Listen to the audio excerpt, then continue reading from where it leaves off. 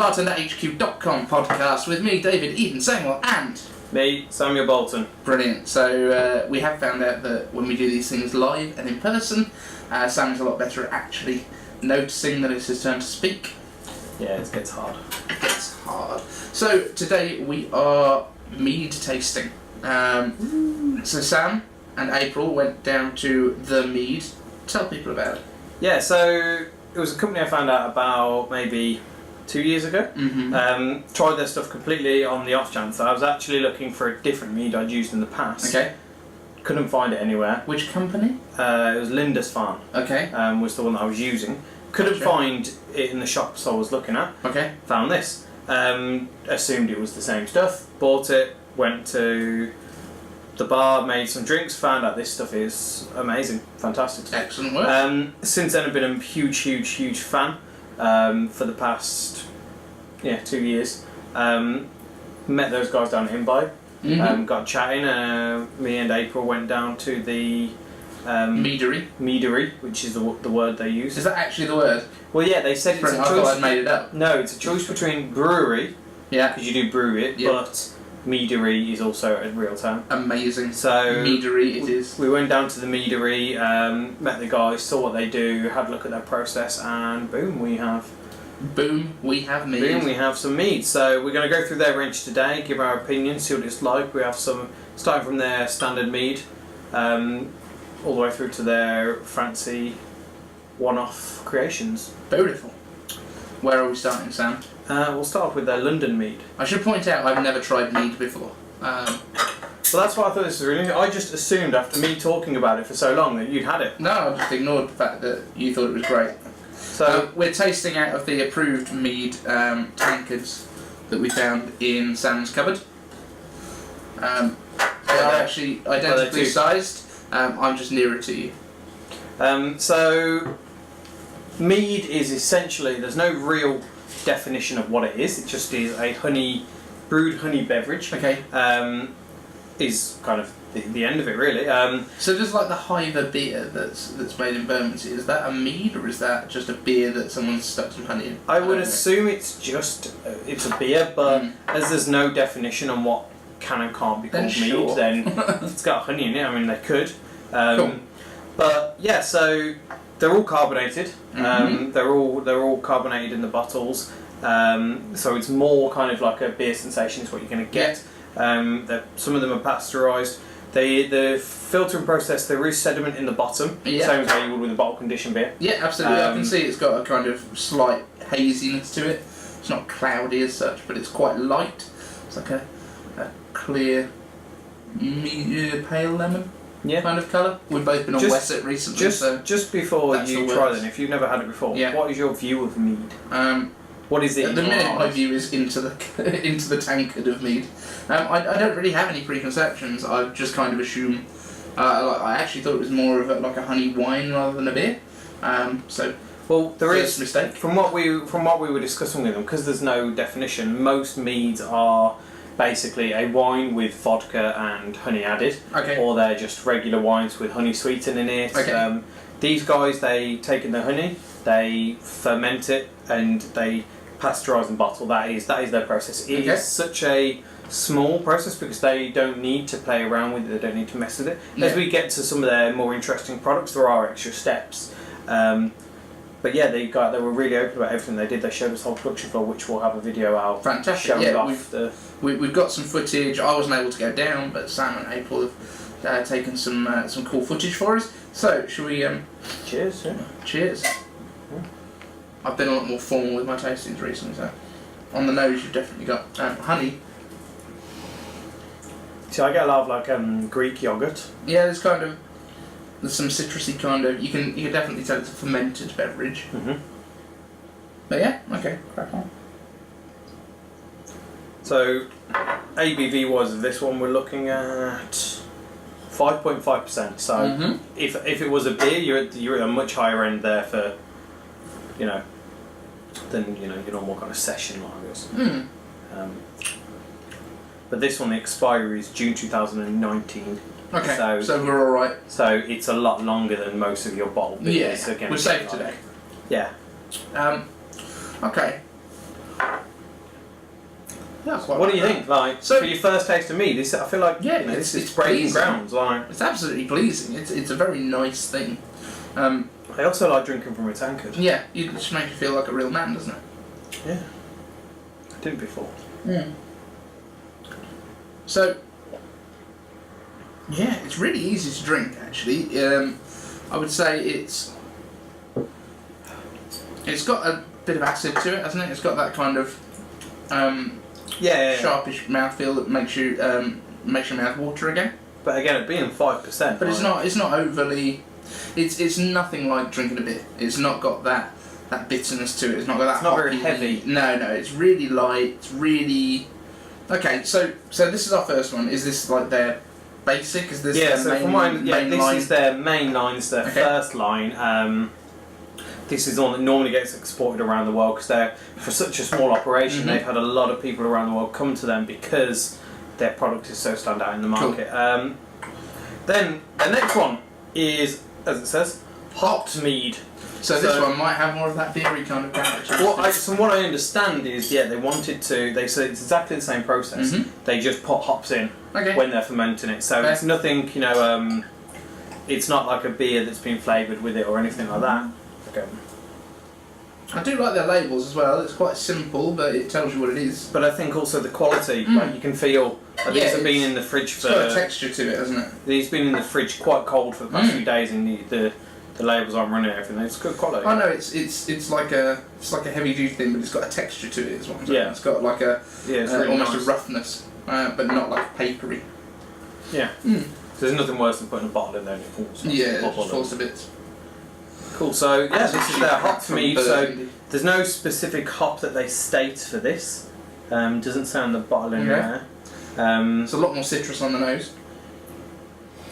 Oh yeah, massively. You definitely get that kind of signature hoppiness. Yeah. This smells more like it's going to be kind of an ale, but with more of a honey edge. It's not ale-y though. It's more kind of, I don't know, citrusy lager, like a goose beer or something.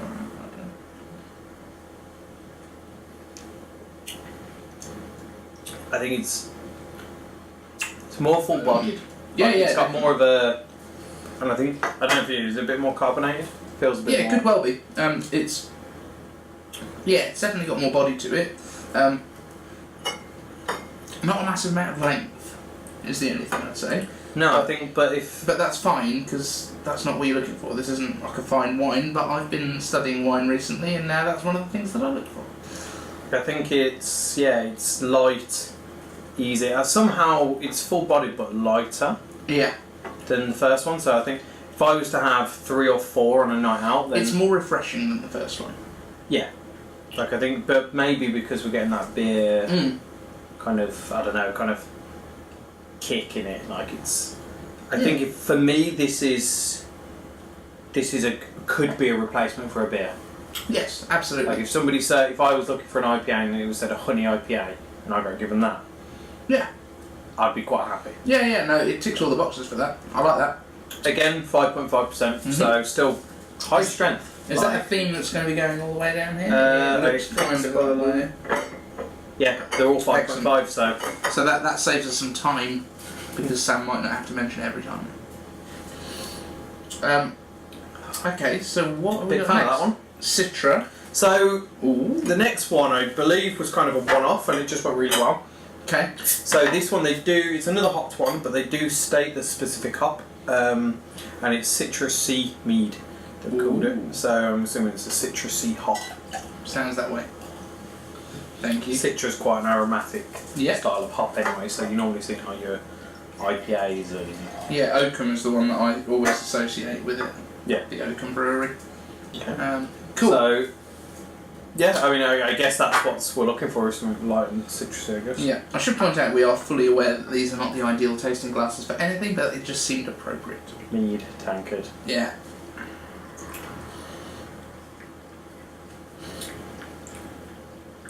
See, I've had this one before, and I didn't think it stood up to the others. Now I'm trying them in a row. I'm starting to notice the differences. And absolutely. This you get a lot more lemon straight away. I think it's actually almost got a saline thing to it. I don't know if that that sea that they mentioned there is they've actually added a bit of salt. Might have. I don't to know. be honest, it works really well if that's what they've done, and it does taste quite. So it quite says beachy. here, our citrusy mead is fermented with a rich blend of honeys, lemon peel, tarragon, and citra-led hop blend as a final touch before bottling. We blend it with seawater to create a tantalising sweet and salty flavour. There we go. There you go. So I like that. Taste buds are good. Yeah. This is having done my Wessex course, mate. I'm all over it now. I'm nailing it. Where if they're based in South London? Yeah. Which there's no sea there. There's no sea there. Where are they shipping the sea in from? Do you think it would taste different with Suffolk? What, like if they were in Southwold or Yeah, like Adnams Brewery that's like right by the seaside. Yeah, like I don't know, like Welsh Sea Mead and Plymouth Sea Mead and that's special editions right there for you. That's what we need. Yeah. I really like it. I grew up by the seaside, so but I don't know if I want Clacton on sea mead. I don't know if that's a thing. Scunthorpe Mead doesn't sound good either. No. If you're ever in Clacton though, check out Fred's Bar. Personal recommendation. That's my brother's shed. But it's awesome. I'll put a picture in. It's really cool. It's definitely the lightest of them. Yeah, but I really like that saltiness to it, that salinity. Just really so you know, we've chilled all of these because we figured that was best. I don't know. Is it supposed to be drunk cold? They all say, tastes good. Just as a reference as well, the first two are definitely gluten-free. Excellent. Good to know. This one doesn't say gluten-free on it. They don't know what's in the sea though, do they? Well, probably, yeah. Could be gluten floating around in there. Also, the first one says mosaic hops. Does it? Yeah. Even though that's not the first one, that was number 2. That's the second, yeah. You can tell it's not at the end. I'm so confused. Yeah. Red top. Come on, let's do them. Red top. So this is one that I think we're all a little excited for. This is hibiscus mead. Oh, okay. I am excited now, but you haven't told me what it was. Okay. Hibiscus mead. Ooh. Now you're excited. So better be red. As it says, it is, with hibiscus flower. Oh, is that? It goes as deep in depth as that. It is. Tells you. It's hibiscus mead because it's with hibiscus. I really like the simplicity of this. Yeah, yeah. Like this is, by the way, I like all of it. That is red. That is. Yeah. It is a beautiful red colour. It looks like a medium garnet. No, not like cider black. No, more like a ruby, isn't it? Yeah. Beautiful. I think cider black was a better description. Yeah. But a medium black. Maybe that could be the next thing in the book. It's actually got a bit of a nose of red wine on it. You notice that? That's just delightful, isn't it? It's got this whole floral, sweet. It really has aspect to it. Again, we're still at 5.5. Are you joking? No, they're all it. Remember? I remember now. Yeah. Thanks. So this one, I believe, was a limited edition. Okay. But the success has kept them. And that was the last one. I think that was the idea. Was that they were to do they were released as limited editions, but the response was so good that they've just kept doing it. Mm-hmm. Which is why I think the label for these two are they're experimental labels, and these ones are complete written, so they might end up changing it. I don't know. Gotcha.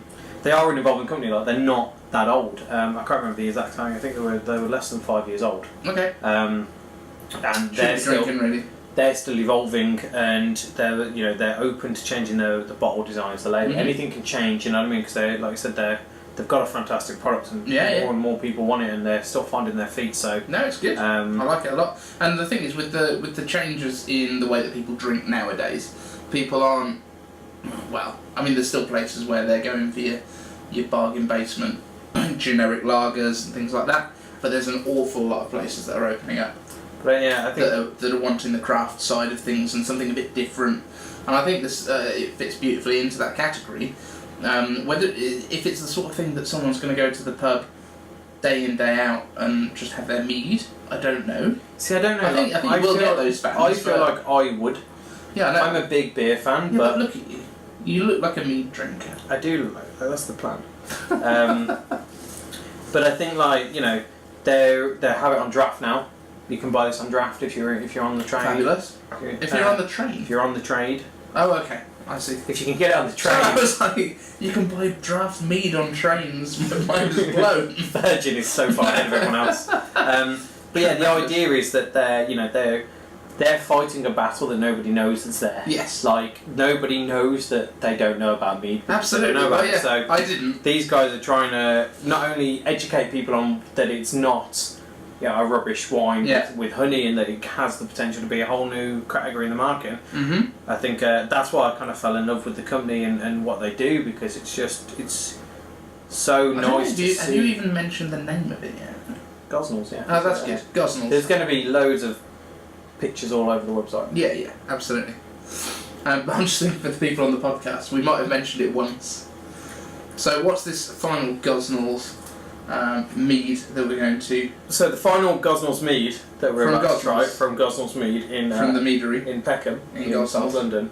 So it's the home of Tom Gosnell.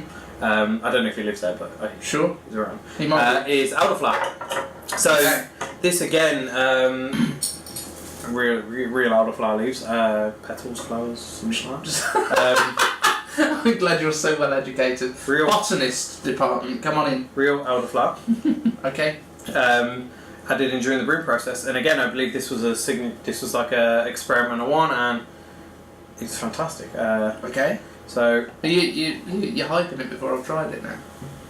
I mean, don't get your hopes up, but it's fantastic. All right. Just gonna switch that. Very lively. Very lively. Oh yeah. There we go. Yeah. April, you're going to help Minesweep for us. I'm going to finish up here. Yeah. Thank you. April's now our production department. So, I mean, it's very floral on the nose. It's exactly what I expected. Like, it's light, I get refreshing. Kind of tuned peaches on the nose as well. You yeah, know, that kind you get of a lot of syrupiness. peach. Yeah, definitely like peachy, and then you just get that undermining elderflower. Yeah, undermined by elderflower. Underlining. Okay. Underlining elderflower. Too much mead, Sam. Too much mead. I'm just having such a good time. Tremendous. I can't wait till we get on to our next podcast. Next week's podcast, by the way, guys, we are putting these out as videos as well.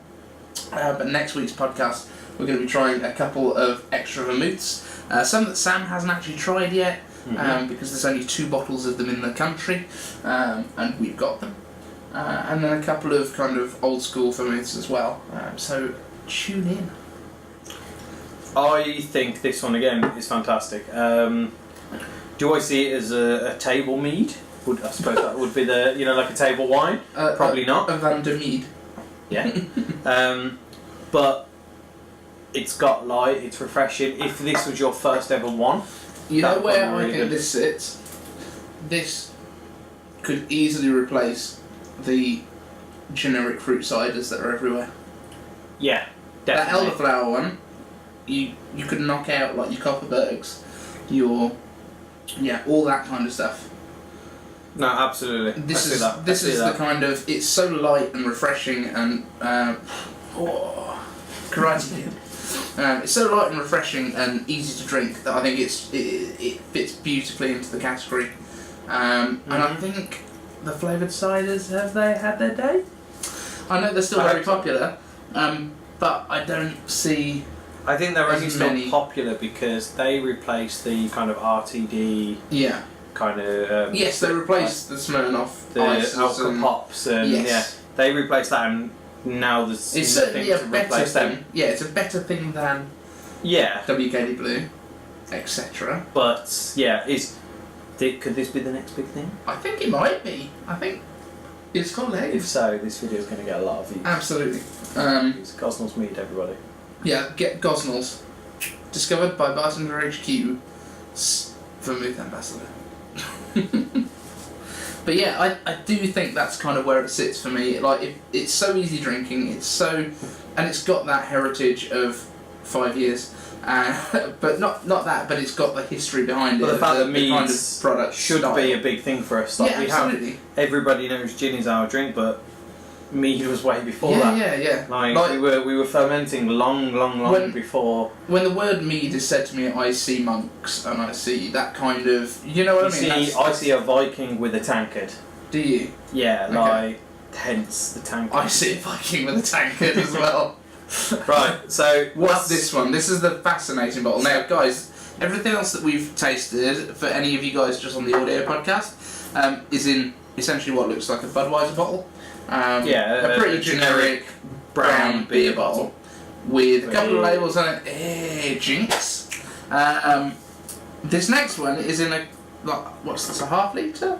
Maybe 35 cl bottle, something like that. And it's your kind of standard, this is a basic bottle. It's unlabelled apart from a little note tied around the neck. And what does that say, Sam? So, this is a limited edition run, which we were very fortunate to get one off. And April's very sad that we're trying it. We have 99 of 400, so 400 bottles is the most. April, you're getting a lot of shout outs on this episode. I know. She's sitting there on the sofa, she doesn't want to join in. So, best served at room temperature to allow the nose to develop, it says. But this is their barrel aged mead, so it was in the barrel for, I believe, 10 months. That's a bigger number on this one. First month was fermenting, and they don't stop the fermentation at any point. They let it ferment to its max, which was 14.4%. But this was fermenting in a Bordeaux red wine cask. So it's got all those buzzwords. It's 14.4%. I'm quite aroused right now. It was then in the barrel for 9 months to age, so it was 10 months in the barrel, I think. Okay. I mean, we can just make it. Yeah, just read it. Just read it. Made from blossom honey that has been fermented in French oak before being left to mature on the wood for 8 months. Okay, so 9 months in the barrel, 1 month fermenting. Yeah. No word of a lie, I'm not editing anything out of this podcast. So when Sam keeps going back to the label to check things, you're going to see that. This mead is a warm blend of rich floral aromas coupled with full-bodied vanilla notes. Good. From the wood. Good. So we have 99 of 400. Can we try it? Yeah, let's... Well, we have 1 of 400. We have labelled number 99. I think I had it on. Yeah. It's all go. So, by the looks of it, this... Not too much, because driving. By the looks of it, this isn't carbonated.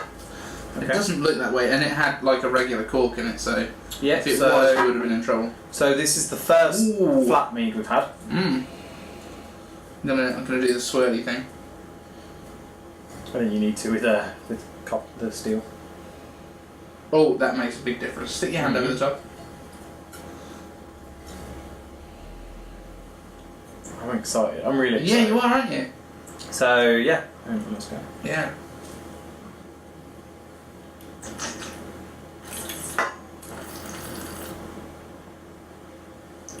It's completely different. Yeah. Completely different. Like, the fact that it's not carbonated alone shows... I would go as far as to say, because this is so dry compared to the others, and that's because obviously it's allowed the fermentation to go all the way through. So, there's not a massive amount of sugar left there. The fact that it's 14.4% means that it is probably a bit of residual sugar, because your yeast is going to be dying at around about 15%. Yeah, I mean, it can, like...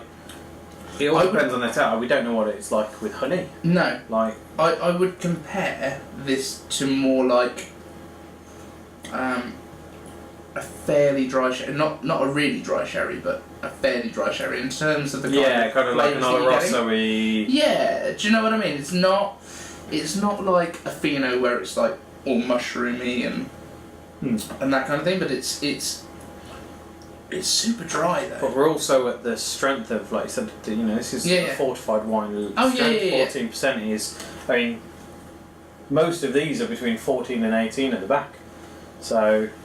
Yes, fantastic. Yeah, so I think the dryness, without them adding anything back in, is interesting. Now, some of these they do sweeten after, if they're needed. But obviously they've got a low ABV for fermentation anyway, and then so some of them they have sweetened after, but they only do that when it's needed. Like it's not something that they don't actively do because they don't need to. So no, I would definitely say this has got more of a wine feel to it Oh, definitely. Like the oak and stuff as well. It kind of, it's not like a Chardonnay. Chardonnay is it's like a dry. No, it is dry, but it's not acidic, so it hasn't got that mouth-watering characteristic that you normally get with a really dry wine. But also, it's not. It's really hard to describe. It's like really ripe pears, but without the. For the audio viewers, we're sorry for the next 3 minutes. Yeah, no. Well, we're talking about it. That's the thing. But yeah. Do you like it? I kind of do. Like it's one of them. It's not something that I'd be like I've got to get myself like a case now, but as something that's different. I think for food pairings, this would be fantastic. Like I could imagine this with that kind of oakiness working with certain fish. Yeah, absolutely. It's not got that vanilla coming through that you often get. Well, not like a sweet vanilla. It's got. No, yeah, it has got notes of it, definitely. But I'm really I'm kind of baffled by it. It has definitely got that kind of Pinot sherry kind of feel to it. Really shows off the diversity in what mead can be. And now, personally, I think their first one, the London, through our drinkable meads. Yeah, and this one I think would be like I could see it's really working in higher end, fine dining kind of cool. And they say it's best to drink at room temperature. I don't know if I agree. I'd be interested to try mixing it with some stuff. It's slightly chilled, isn't it? Yeah, I guess. It's been out of the fridge for a few hours. Yes, a touch, but it's not cold. It's like this is kind of, I would guess, like 14 to 16-ish degrees. It's like where red wine should be. Yeah. It's that kind of temperature. It's not chilled. Yeah. Really interesting though, and it's something that I'd like to play around with in cocktails. Like, how much would this bottle cost? If it was something... I know they do kind of sell it, but... I'd have to have a look, I don't know. Yeah, rough estimates would be... Yeah, are we talking... For this size bottle, are we talking maybe £6 or 20 quid? Oh, I'm guessing about 10. Okay. We'll double check. We'll put that in the description. So what we're saying is, this could be used in a cocktail. Yeah, it's price-wise... high end, but it's but also it's, the ABV is fairly high, so... Yeah. So, an interesting little insight into the world of mead. Sam, have you got anything else you want to add specifically? Is there a website that people can check out? www.gosnells.co.uk is their website, and I believe most of these are available online. Excellent. Do they ship outside the UK? They do ship outside the UK. Okay. They are in quite a few Asian countries. Okay. Interesting. Not 100% sure of what ones. They mentioned a few when we were there. Check online, and if you want it, get in touch with the guys, and I'm sure they can. Definitely. If there's a demand, they'll get it there. Yeah, and we'll put some links to the site and stuff in the description. Brilliant stuff. Yeah. Cool. So we're going to wrap up this BartenderHQ podcast right here. We're going to shoot another one in a minute, record another one in a minute if you're on the audio. Where can people find you online, Sam? I'm on Instagram at the Vermouth Ambassador and Facebook at the Vermouth Ambassador. And you can find me by typing BartenderHQ into stuff on the internet and I will appear. See you next time on the BartenderHQ.com podcast. Finger guns.